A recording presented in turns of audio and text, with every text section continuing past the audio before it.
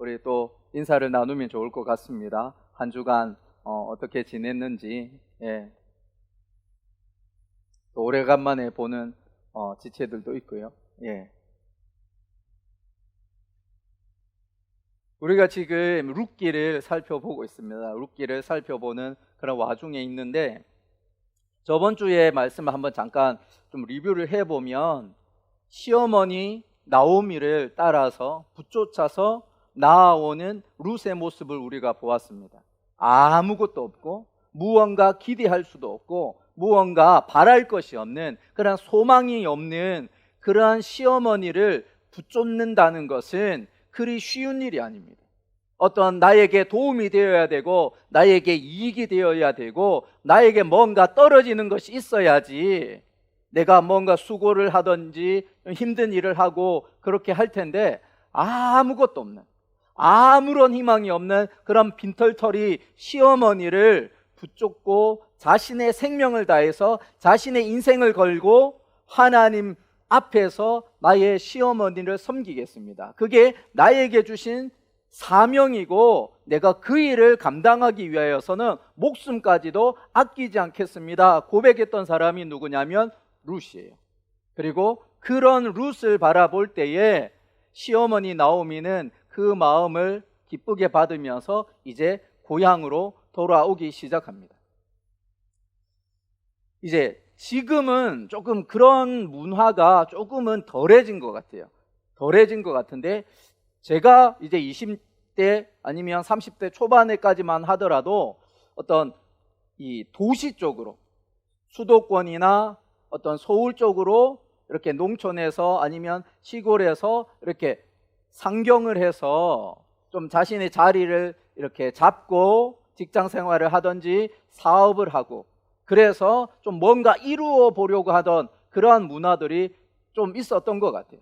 그전에는 더 많이 있었고, 그래서 일자리는 다 서울에 몰려있던 그런 때가 있어가지고 서울로, 수도권으로 이렇게 몰려가던 그런 시대가 있었습니다. 지금은 그런 모습들이 조금은 덜해졌는데, 그런 사람들에게 고향을 떠나서 타향으로 이렇게 돌아갈 때에 타향으로 가서 뭔가 이루고자 하는 그런 기대가 있고 계획이 있었던 사람들, 그 마음속에 있었던 그 단어가 있는데, 그게 뭐냐면 금의 환향입니다. 금의 환향 한번 보여주시면, 금의가 뭐냐면은 비단금자예요. 비단. 비단의 옷을 입고 고향으로 돌아가는 거. 그래서 출세해가지고 뭔가 이루어가지고 고향으로 돌아가는 것이 그 당시에 그러한 어떤 문화였고 그러한 좀 기대와 그러한 바램이었다는 거예요. 지금은 조금은 덜해졌죠, 이런 게. 그냥 뭐 내가 타향에서 다른 지역에서 일을 하더라도 뭔가 대단하게 내가 뭔가 이루어가지고 고향으로 돌아가면 좋겠지만, 이것이 반드시 이루어야 할 그런 목표, 그런 것들은 아니었는데 옛날에는 그런 모습들이 있었어요. 그래서 보통 고향으로 돌아갈 때는 그냥 서울에서 직장 생활을 하고 그럴 때는 그냥 꾀재재한 옷을 입고 있다가도 고향으로 곧 돌아갈 때는 뭐예요? 반듯한 옷을 입고 가야 되는 거예요. 전혀 정장을 입고 근무를 하고 있지 않음에도 불구하고 고향 갈 때는 좀 정장을 입고 가야 되고, 자매들 같은 경우는 어떻게 해요? 좀 좋은 옷, 아껴 놓았던 옷, 그 다음에 구두, 평상시에 신고 다니던, 질질 끌고 다니던 그런 신발이 아니고 정말 고이 모셔놨던 그런 구두를 신어야 되고, 또 백은 뭐예요? 아껴 놓았던, 특별한 날을 위해서 준비해 놓았던 그런 가방을 이렇게 끼고 고향으로 가야 되는 게, 그런 게 어떤 예전에 그런 문화였습니다. 지금도 그런지는 모르겠어요. 지금도 그런지는 모르겠는데 저도 그렇게 했었어요. 제가 이제 부산에서 태어나서 이제 경남 창녕이라고 지금 뉴스에 지금 안 좋은 뉴스 뜨고 있죠. 지금 그 아이 학대한 그 안타까운 그 뉴스의 그 지역이 창녕이라는 곳인데, 제가 창녕에서 이제 중학교, 고등학교 졸업하고 이제 서울로 올라가서 직장 생활을 하다가 이제 명절이 되면은 고향으로 가요. 그때 고향에 갈 때 뭐 해요? 작업복 입고 있던 거 그거 다 내려놓고 좋은 옷 입고 정장 입고 정말 그래도 좀 때깔 있게 해갖고 이렇게 돌아갑니다. 그래야지 뭔가 좀 내가 뭔가 이룬 것 같은, 실제적으로는 그렇지 않은데 이룬 것 같은 거예요. 근데 지금 나오미와 룻이 베들레헴으로 돌아가고 있어요. 근데 나오미의 상황이 어때요? 살려고 흉년을 피해서 베들레헴에서 모압으로 갈 때에는 남편이 살아 있었고 두 아들이 살아 있었는데, 이제 지금 다시 고향으로 돌아가는 나오미는 어떻습니까? 아무것도 없어요. 빈털털이에요. 오히려 혹만 하나 더 붙었죠. 네. 이방 여인인 며느리 룻만 하나 더 붙어 있는 거예요. 어떻게 보면 동네 사람들이 수근수근거릴 수도 있습니다. 뭔가 자기들 살아보려고 고향 다 팽개치고 이방 나라 가놓고서 들어오고 있는 모습은 보면은 아무것도 없는 거예요. 네. 자신들이 기대했던 것과는 다른 그러한 모습들, 그렇게 빈털터리로 아무것도 없는 채로 이렇게 돌아오고 있는데, 동네 사람들의 반응은 되게 놀라워요. 우리 룻기 1장 19절을 보면 이렇게 이야기를 합니다. 이에 그 두 사람이 베들레헴까지 갔더라. 베들레헴에 이를 때에, 우리 그 다음부터 한번 읽어봅시다. 온 성읍이 그들로 말미암아 떠들며 이르기를 이가 나오미냐 하는지라. 예, 지금 십수년이 지난 시절이에요. 10년 이상의 시간들이 흐른 이 상황인데, 지금 온 성읍의 사람들이 나오미가 오는 것을 보고, 들어오는 것을 보고 그 동네가 이렇게 웅성거리기 시작하는 거예요.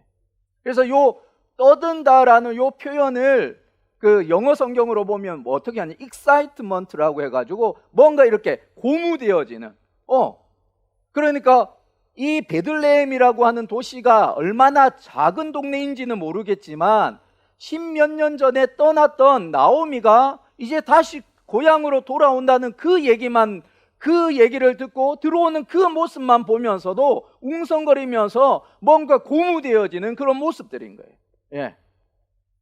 그리고 이 다음의 구절들을 보면, 나오미의 그런 반응들을 보면, 사람들은 나오미가 이렇게 귀향하는 것으로, 환영하는 것으로도 뭐 하냐면 되게 기쁜 모습으로 즐겁게 맞이하고 있는 그런 모습이에요. 그래서 이가 나오미냐, 이 사람이 나오미냐, 그러면서 반갑게 맞이하고 있어요. 그런데 한번 보세요. 내가 뭔가를 이루었을 때 고향으로 돌아갔다면 이렇게 반갑게 맞이하는 이 환영의 모습이 되게 좋을 거예요. 그렇지 않습니까? 내가 고향을 떠났다가 무언가 자수성가를 하든지 무언가 업적을 이루어 가지고 고향으로 다시 돌아올 때는 플랜카드가 적혀 있을 거고 뭔가 대단한 일들이 일어날 건데, 지금 나오미가 고향으로 돌아올 때는 어때요? 빈손이잖아요. 빈털터리잖아요. 남편도 없고 두 아들도 없고 그냥 모압 여인 룻만 같이 가고 있습니다. 그러니까 나오미가 이렇게 반응을 해요. 우리 룻기 1장 20절 21절 말씀 한번 같이 읽어봅시다. 시작. 나오미가 그들에게 이르되 나를 나오미라 부르지 말고 나를 마라라 부르라. 이는 전능자가 나를 심히 괴롭게 하셨음이니라. 내가 풍족하게 나갔더니 여호와께서 내게 비어 돌아오게 하셨느니라. 여호와께서 나를 징벌하셨고 전능자가 나를 괴롭게 하셨거늘 너희가 어찌 나를 나오미라 부르느냐 하니라. 지금 동네 사람들이 반갑게 맞이하는 것과는 달리 자신의 초라한 모습으로 말미암아 나오미는 뭐라고 해요?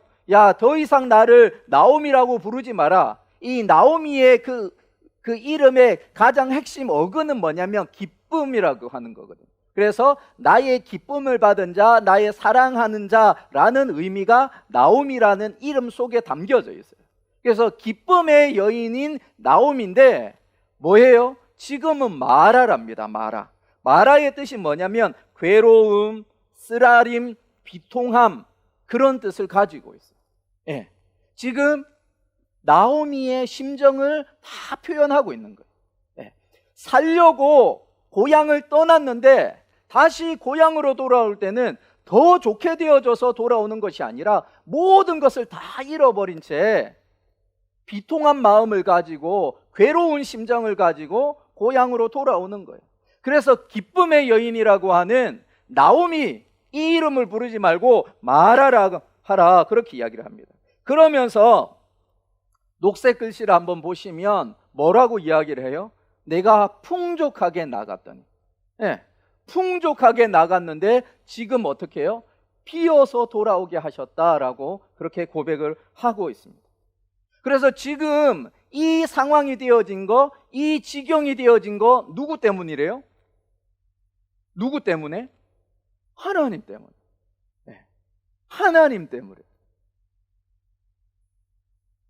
남편 잃고 두 아들 잃고 그렇게 되었던 것들이 다 하나님이 자신을 쳐서 그렇다라고 그렇게 한탄하고 있는 거예요. 그런데 우리가 룻기 1장에서부터 2장에 이르기까지 말씀의 내용들을 보면 하나님이 직접적으로 개입해서 나오미의 가정 가운데 어떤 일을 한 것에 대해서 아무런 언급이 없어요. 그저 나오미의 가족이 그 땅에 흉년이 들었을 때 모압 지역으로 가서 살았다라고 하는 그것밖에 없어. 그래서 흉년이라고 하는 것이 지지난주에 우리가 말씀을 나누었던 것처럼 하나님께서 자기 백성을 때로는 훈계하시는 방법이라는 거예요. 그래서 저희 집에서도 이제 저희 아이들 이제 세 남매 있는데 훈육할 때 룰이 있어요.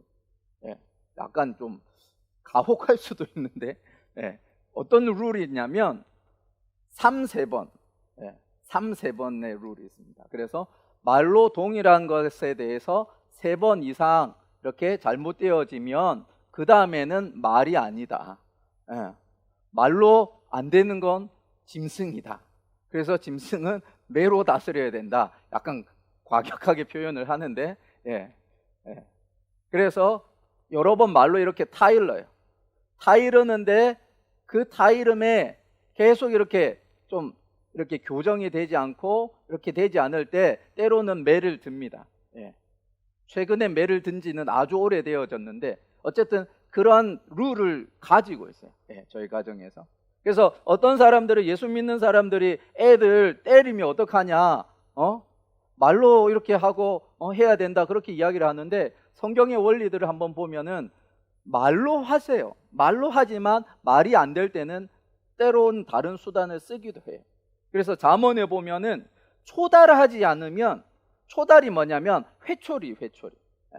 근데 회초리를 때리지 않으면 그 자녀를 사랑하지 않는 거다라고 할 정도로 그렇게 때로는 이렇게 매를 드는데, 하나님께서 매를 드는 방법이 뭐냐면 흉년이거든. 흉년을 자기 백성에게 허락하신 거는 자기 백성을 다 멸절시키기 위해서 준 것이 아니라 그들의 잘못된 그러한 삶의 방식을 다시 교정시키고 바로잡기 위해서 하나님께서 선지자를 통하여서 말씀으로 교정시키지만 때로는 안 될 때는 흉년을 통해서, 때로는 안 될 때는 여러 이방 나라의 군대를 통해서 그런 일들을 하신다는 거예요. 그래서 하나님이 이 사사시대에 흉년을 내렸다고 할 때에 살아가는 그 길은 뭐냐면 흉년이 일어나는 자리를 벗어나는 것이 아니라 그 흉년 속에서 하나님께서 행하실 것을 기대하고 기다리면서 인내하는 것이 하나님의 백성의 모습이어야 되는데, 나오미의 가정은 뭐 한 거예요? 그 자리를 떠나가 버린 거예요. 마치 아버지가 매를 든다고 하니까 자녀들이 뭐 한 거예요? 가출해 버린 거예요. 매를 들려고 할 때 그 아이를 사정없이 죽이려고 매를 드는 게 아니잖아요. 따끔하게 혼을 내서 훈계하기 위해서. 그래서 그 잘못된 길에서 돌이키도록 하기 위해서 매를 드는 건데, 그 매를 드는 현장에서 나는 당신과 아무 상관이 없어 그러면서 떠나가 버린다면 그 삶은 불행의 시작이 될 수밖에 없는 거예요. 그래서 그 불행의 시작의 그 끝이 뭐예요? 모든 것을 다 잃어버린 나오미의 현실이라는 거예요. 본인은 하나님이 나를 쳐서 그렇고 하나님이 나를 괴롭게 해서 그렇다라고 이야기를 하지만 그 삶이 무너지고 힘들게 되어진 궁극적인 원인은 하나님의 품을 떠나서 다른 곳에서 소망을 찾고 생명의 길을 찾았던 그 이유 때문이라는 거예요. 그런데 감사하게도 나오미는 뭐해요? 다시 자기 백성의 품으로, 하나님의 품으로 이렇게 돌아옵니다. 그리고 그 돌아오는 그 나오미와 룻을 향하여서 하나님께서는 베들레헴 사람들을 통해서 환영하고 있는 거예요. 잘 왔다 환영하고 있는 거예요. 자신이 바라볼 때는 빈털털이고 아무것도 없는데 하나님 품으로 돌아오는 그 자체만으로도 하나님은 뭐 하고 계시냐면 환영하고 있는 거예요. 환영하고 있는 거예요. 그래서 우리가 회복의 역사를 우리가 경험할 때 가장 첫 번째가 뭐예요? 하나님께 돌아가는 거예요. 생명의 근원이 되신 하나님 앞에 나아가는 거예요. 나 살겠다고 하나님을 떠났지만 결국 우리의 삶이 누구의 손 아래에 있는 거예요? 하나님 손 아래에 있는 거예요. 그래서 그분 앞으로 돌아가기 시작할 때 회복의 역사가 일어난다는 사실입니다. 지금 나오미를 환영하고 있는 베들레헴의 온 성읍의 사람들의 모습을 통하여서 하나님께서는 나오미를 그리고 룻을 맞이하면서 환영하고 있다는 거예요. 그러면서 회복의 시그널을 보여주는 그 장면이 또 있는데 어디냐면 룻기 1장 22절입니다. 우리 한번 같이 읽어봅시다. 시작.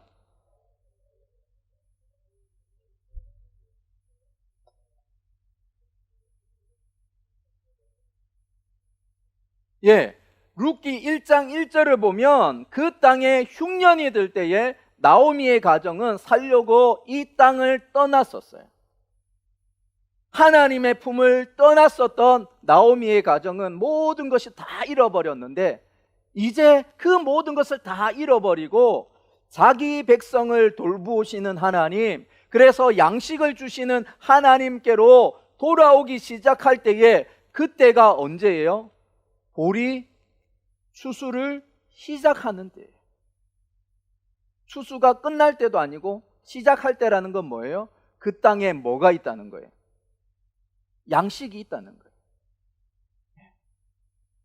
아무리 그 사회가 못 산다고 하더라도 추수 때가 되면 풍요로워집니다. 여유가 있어집니다.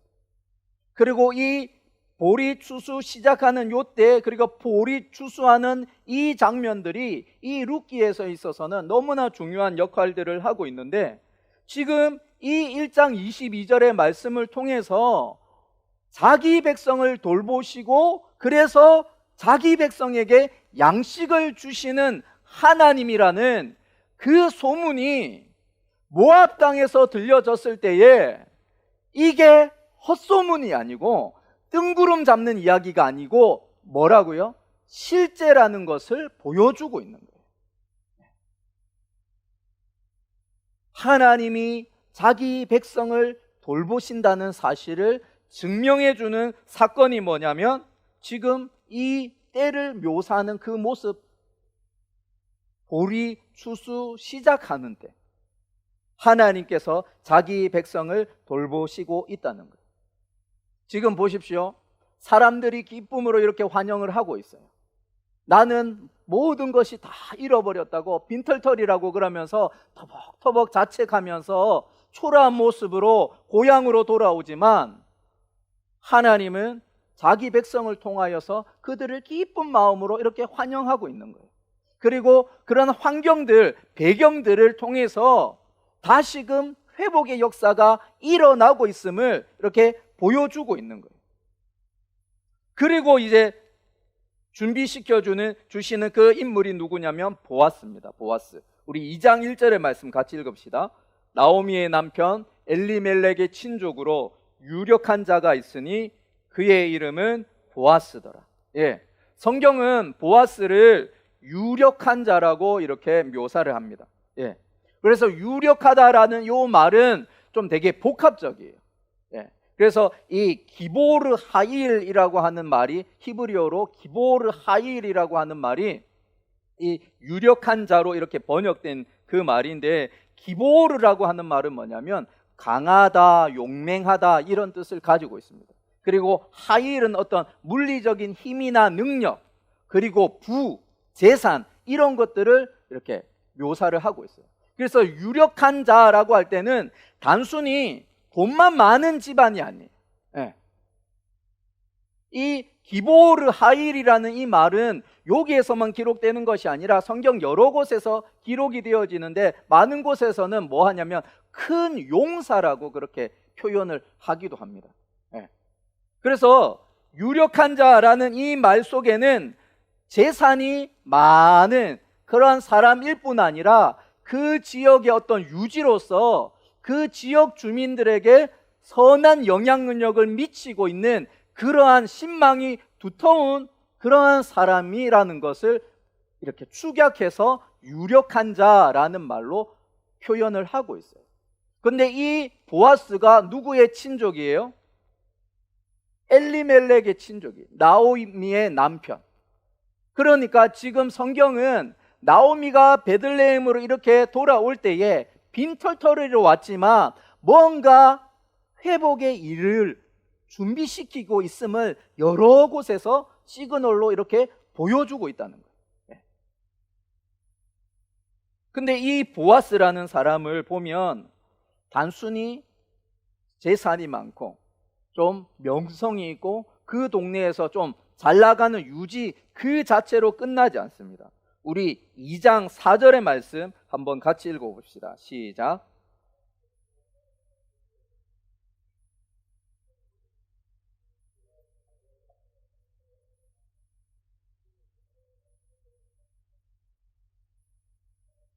예, 지금 보아스가 자신의 그 들판에 와가지고 얼마나 보리가 추수되는지 그것을 보러 온 거예요. 그런데 일꾼들에게 하는 말이 뭐예요?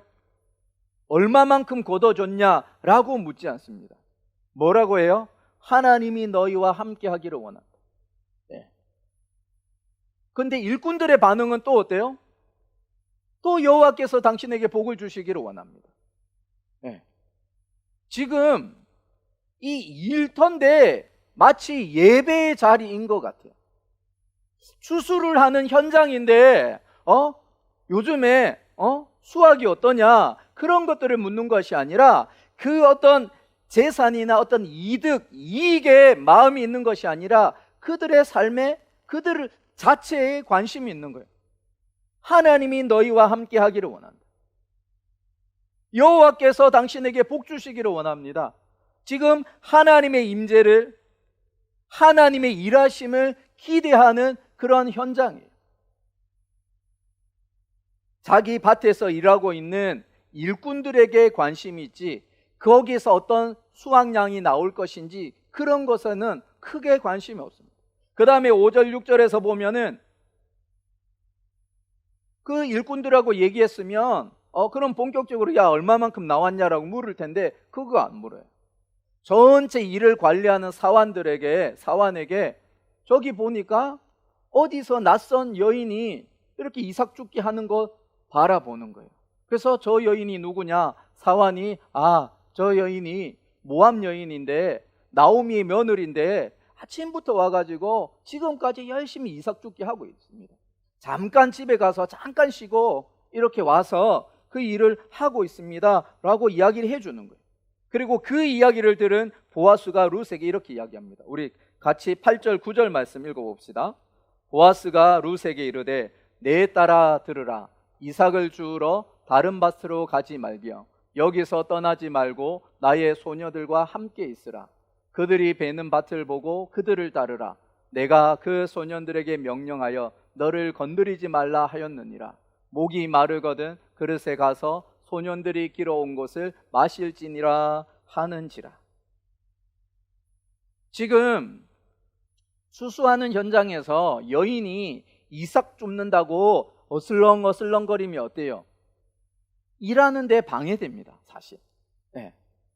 좀 다 끝나고 나서 이삭 죽기라도 하면 될 텐데 지금 하고 있는 그 현장에서 바로 붙어가지고 이렇게 이삭 죽고 있다면 신경 쓰이니까 거슬리니까 저리 가라고 그러고 어디서 지금 이러고 있냐고 그렇게 말할 텐데 뭘 해요? 여기 계속 있으래. 네. 그 다음에 여인의 몸으로 거기서 이렇게 하면 혹시나 해코지를 당할까 봐 자신의 일꾼들에게 말해서 함부로 대하지 못하도록, 저희 여인에게 함부로 그렇게 행동하지 못하도록 주의를 줬다고 그렇게까지 이야기해요. 그 다음에 보면 뭐예요? 목마르면은 저기 있는 물 마셔라 그렇게 이야기해요.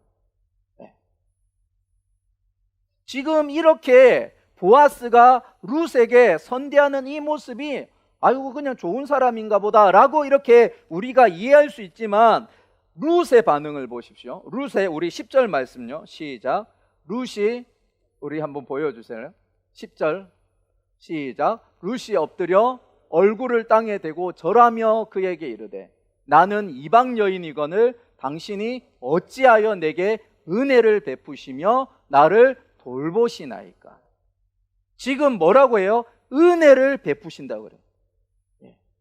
은혜라는 말은 하나님께서 자기 백성에게 값없이 부어주는 사랑의 표현을 은혜라고 그렇게 묘사를 하는데 지금 보아스가 룻에게 하는 행동이 뭐예요? 은혜래요. 그 다음에 또 뭐라고 합니까? 돌보시나이까 그렇게. 나오미는 모압 땅에 있을 때에 자기 백성을 돌보시는 하나님의 소식을 듣고 고향으로 돌아오기 시작합니다. 그리고 지금 하나님의 은혜가 시어머니를 봉양하는 것이 나의 사명인 줄 알아서 정말 이른 아침부터 와서 이삭 죽기를 하는 룻에게 흘러가고 있는 거예요. 보아스를 통하여서 하나님의 은혜가 뭐 하고 있는 거예요? 흘러가고 있는 거예요. 자기 백성을 돌보시는 하나님의 손길이 보아스를 통하여서 흘러가고 있는 거예요. 그리고 지금 이렇게 룻에게 선대하면서 이삭을 주우라고 이렇게 하는 것은 단순히 그냥 착한 일이 아니에요. 우리 레위기 19장 9절 10절을 보면은 하나님이 이렇게 이야기를 하십니다. 우리 같이 읽어봅시다. 시작. 너희가 너희의 땅에서 곡식을 거둘 때에 너는 밭 모퉁이까지 다 거두지 말고 내 떨어진 이삭도 줍지 말며 내 포도원의 열매를 다 따지 말며 내 포도원에 떨어진 열매도 줍지 말고 가난한 사람과 거류민을 위하여 버려두라. 나는 너희의 하나님 여호와이니라. 지금 하나님께서 이스라엘이라고 하는 나라를 건국할 때 주셨던 그런 율법 중에 한 가지가 뭐냐면 요거예요. 하나님의 나라를 이야기할 때 모두가 평등이 아니라 때로는 지위 고하가 있어요.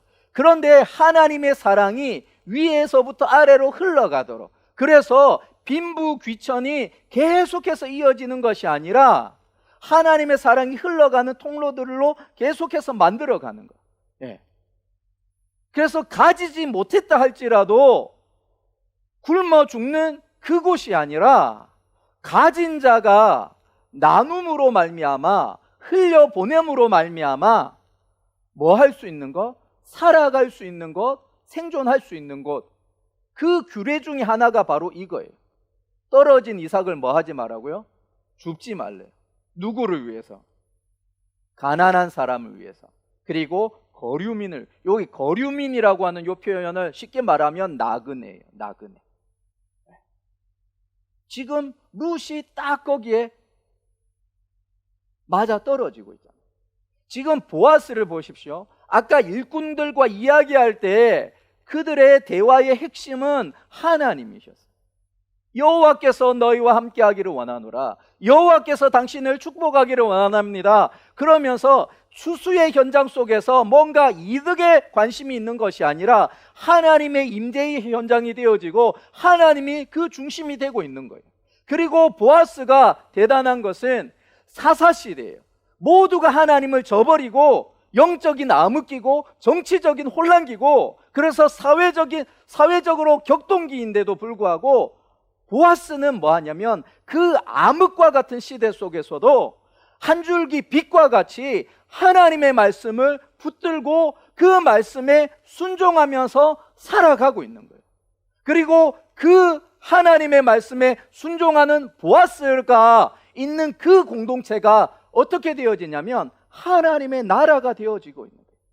그 어두운 시대 속에서 베들레헴이라고 하는 그 작은 지역은 뭐냐면 하나님께서 역사하시고 하나님의 말씀이 실제적으로 적용되어지고 하나님의 은혜와 사랑과 돌보심이 흘러가는 하나님 나라가 지금 되어지고 있는 거예요. 보아스를 통하여서, 하나님의 말씀에 붙들려서 살아가는 보아스를 통하여서, 하나님을 경외하고 하나님을 두려워하는 보아스를 통하여서 하나님의 역사가 일어나고 있는 거예요. 그리고 그렇게 룻에게 은혜를 베풀고 돌보는 이유에 대해서 보아스는 이렇게 설명을 합니다. 우리 2장 11절 12절의 말씀 한번 같이 읽어봅시다. 시작. 보아스가 그에게 대답하여 이르되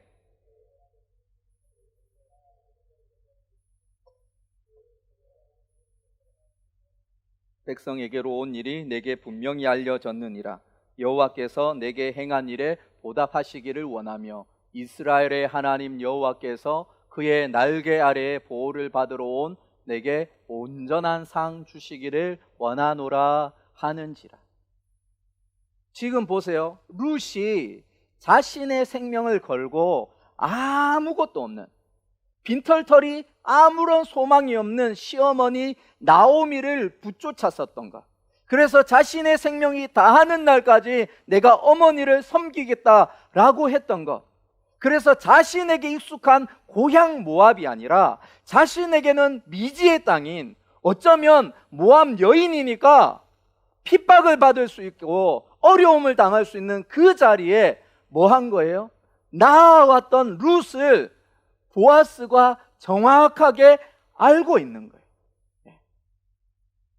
이게 놀라운 것은 왜 그러냐면, 우리는 보면 살아가다 보면 누군가 나의 상황과 형편을 몰라주면 뭐 해요? 실망해요. 알고 있겠나? 인정해 주겠나? 그런 것들을 해주지 않으면 실망하고 원망합니다. 그리고 어떻게든 내가 뭔가를 하고 있는 것을 보여주기를 원하는 게 지금 현대의 그런 사람들의 모습이에요. 우리 뭐 인스타를 하든지 페이스북을 하든지 보면 자신들이 어떤 것들을 하고 있는지, 어떤 삶을 살아가고 있는지 그런 것들을 보여주기를 원해요. 근데 그런 것에 대해서 아무런 반응이 없으면 실망하고 낙심하고 그렇게 합니다. 그런데 보고 계시다는 분이 있는 거예요. 우리의 삶을 보고 계신 분이 계신 거예요. 하나님이 보고 계실 뿐 아니라 누군가 우리의 삶을 보고 계시고 살피고 계신다는 거예요. 그리고 내가 어떻게 했느냐에 따라서 그 삶의 모습이 그렇게 나에게 또한 돌아오는 거예요. 지금 보아스가 룻에 대해서 알면 얼마나 알겠어요. 그런데 룻의 삶에 있어서 가장 중요한 두 가지를 다 정확하게 알고 있음을 이야기를 하고 있습니다.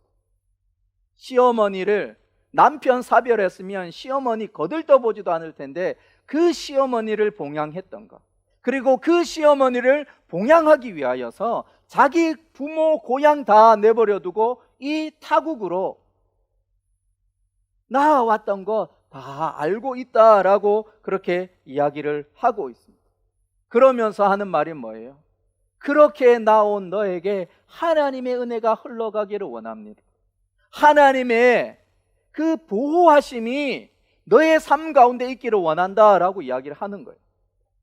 그리고 실제적으로 누가 그 일을 하고 있는 거예요? 보아스가 하고 있는 거예요. 하나님의 대리자로서 보아스가 하나님의 은혜를 흘려보내는 그 역할을 하고 있는 거예요.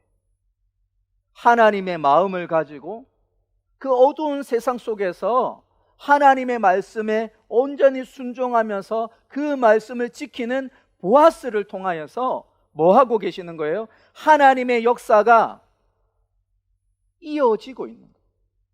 나오미의 가정을, 룻의 가정을 회복시키시는 하나님의 역사가 보아스를 통하여서 이렇게 이루어지고 있는 거예요.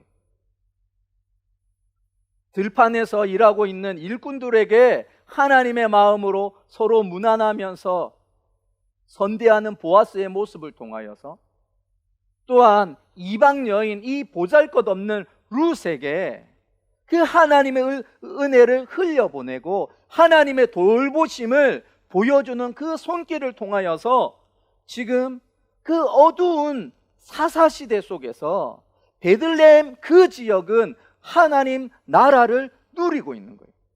누구 때문에 그렇습니까? 하나님을 경외하는 보아스 때문에, 하나님의 말씀에 순종하여서 그 말씀을 지키는 보아스 때문에 그 공동체가 어떻게 해요? 하나님 나라를 누리고 있는 거예요. 룻은 그저 자기 시어머니를 돌보는 게 자신에게 주신 사명인 줄 알아서 그냥 목숨 걸고 이 자리에 나온 거고, 그 사명 감당하기 위해서 묵묵하게 이삭 줍기를 한 것밖에 없어요. 그런데 그 주님의 품으로 나온 나오미와 룻에게 하나님은 보아스를 준비시키셔서 회복의 역사를 이루어 가신다는 사실입니다. 우리 창세기 12장 2절 3절을 보면 하나님이 아브라함을 부를 때 이렇게 말씀을 하세요. 우리 같이 읽어봅시다. 시작. 내가 너로 큰 민족을 이루고 내게 복을 주어 내 이름을 창대하게 하리니 너는 복이 될지라. 너를 축복하는 자에게는 내가 복을 내리고 너를 저주하는 자에게는 내가 저주하리니 땅의 모든 족속이 너로 말미암아 복을 얻을 것이라 하신지. 지금 이 말씀을 이렇게 우리 목사님, 담임 목사님 어떻게 표현해요? 너는 복덩어리야 라고 하나님 말씀하고 계십니다. 복덩어리. 복덩어리는 뭐예요? 자기만 복을 누리는 게 아니에요. 복덩어리가 있는 그 자리에는 그 모든 사람들이 그 복덩어리 때문에 뭐예요? 복을 같이 누리는 거예요. 하나님께서 아브라함을 통하여서 이스라엘을 세우신 이유가 뭐예요? 온 열방 속에서 복덩어리로 만들어가지고 그 복덩어리인 이스라엘을 통하여서 하나님의 복을 흘려보내기를 원하신 거예요. 지금 우리가 예수의 사람으로 이 땅을 살아가는 이유가 뭐예요? 하나님의 복을 흘려보내는 축복의 통로로 우리를 삼으시기 위하여서 주님께서 우리를 불러주신 거 아닙니까? 주님께서 요한복음에서 보면은 나를 믿는 자는 그 배에서 생수의 강이 흘러나오리라 그렇게 이야기를 합니다. 생명의 능력이, 하나님의 복이 흘러넘치는 삶이 바로 하나님의 백성들의 삶의 모습이라는 것을 이야기를 하고 있는 거예요. 지금 보아스를 통하여서 하나님의 말씀에 순종하여서 자신이 그 말씀에 반응하고 그 말씀에 순종하고 그것을 지킴으로 말미암아 누가요? 그 보아스가 있는 그 공동체가 하나님의 복을 누리기 시작하고 그 보아스가 있는 그 자리에 하나님 나라가 이루어지기 시작한다는 사실입니다. 우리의 삶은 어떠세요? 우리의 삶은요? 때로는 룻과 같이 아무런 기대할 수 없는 그러한 상황 속에서도 우리는 하나님의 부르심에 반응하면서 그렇게 나아가는 존재가 우리가 되어져야 됩니다. 사람들이 볼 때는 저거 손해보는 짓을 왜 하지? 저 왜 저렇게 어리석은 짓 하고 있지? 라고 하는 소리를 듣는다 할지라도 하나님께서 우리에게 주신 사명이라면 그 길로 나아가는 거예요. 그리고 그 길로 나아갈 때 누가 보고 계시는 거예요? 하나님이 보고 계시는 거예요. 그리고 하나님의 마음을 가진 사람들이 보고 계시고 그 비어 있는 곳에 세워주기 시작한다는 거예요. 룻이 보아스에게 엎드리면서 이방 여인인 나에게 왜 은혜를 베풀어 줍니까? 왜 나를 돌보십니까? 라고 하는데, 왜 돌봐요? 하나님의 마음을 가지고 나아가는 그 인생을 하나님은 돌보시기 때문에 그런 거예요.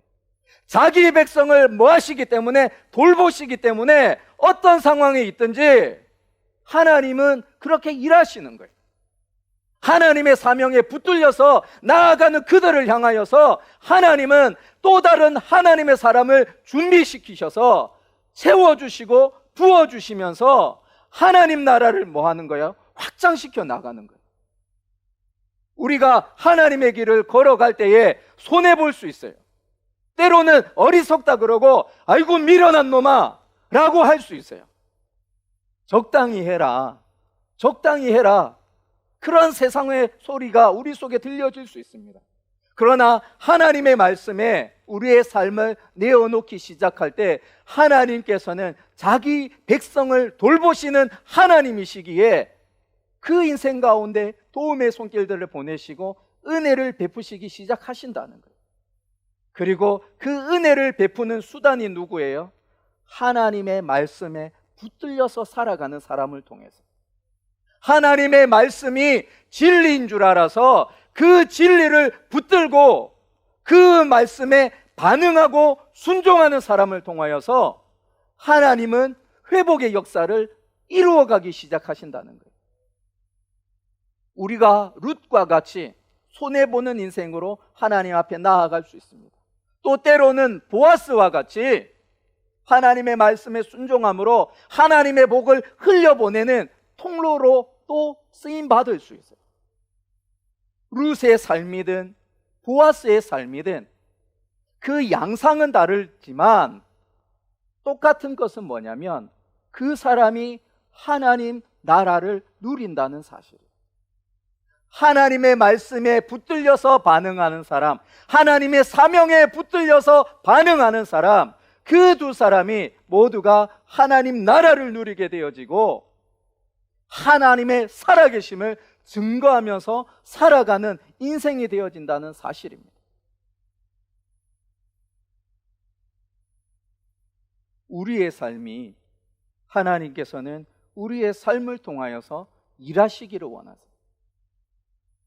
하나님의 말씀에 붙들려서 살아가는 그 사람, 하나님의 사명에 붙들려서 살아가는 그 사람을 통하여서 하나님은 여전히 일하고 있다는 사실입니다.